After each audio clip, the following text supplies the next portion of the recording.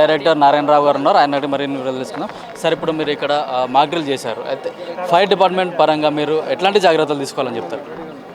So ఇది fire జాగ్రత్తనే కాదండి, ఇది ఇది ఇది ఫైర్ సిచ్యువేషన్ కాదు. ఫైర్ సిచ్యువేషన్ మామూలుగా ఎప్పుడు మాక్ డ్రిల్స్ అనేది చేస్తూనే ఉంటున్నాం. ఫైర్ సర్వీస్ వీక్ చేస్తూ ఉంటాం, అవేర్నెస్ ప్రోగ్రామ్ చేస్తూ ఉన్నాం. ఇది ప్రత్యేకించి సివిల్ డిఫెన్స్ ప్రోగ్రామ్. ఇది మొత్తం అభ్యాసం దేశవ్యాప్తంగా జరుగుతుంది.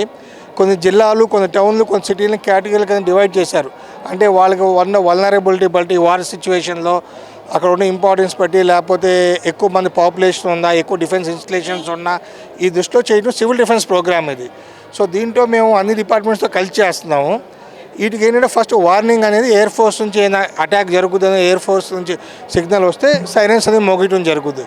జరిగినప్పుడు పబ్లిక్ ఇప్పుడు మామూలు టైంలో పబ్లిక్ ఇలా బయట ఉంటారు, ఈవినింగ్ ఉండకూడదు. అప్పుడు బిల్డింగ్స్ లోపల షెల్టర్లో ఉండాలి. అలాగే లైట్స్ ఆఫ్ చేయాలి, కర్టెన్స్ యూజ్ చేసుకోవాలి.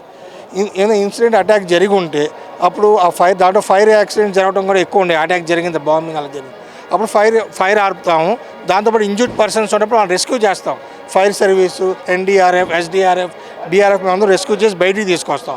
వాళ్ళని మెడికల్ హెల్త్ అలా వాళ్ళ అంబులెన్స్లో ఇక్కడ ఎవరికి ఏం ఇంజురీ జరిగింది ట్రయల్ చేసి ఆ డిగ్రీ ఆఫ్ ఇంజురీ బట్టి వాళ్ళ అంబులెన్స్లో వాళ్ళని తీసుకెళ్ళి హాస్పిటల్స్లో ట్రీట్ చేస్తారు. అంటే ఫైర్ డిపార్ట్మెంట్ అంటే 24 hours అప్రమత్తంగా ఉంటారు. ఎప్పుడు అప్రమత్తంగా ఉంటారు. అయితే ఇప్పుడు యుద్ధ సమయంలో మీరు ఇంకా అలర్ట్గా ఉండాల్సి వస్తుంది.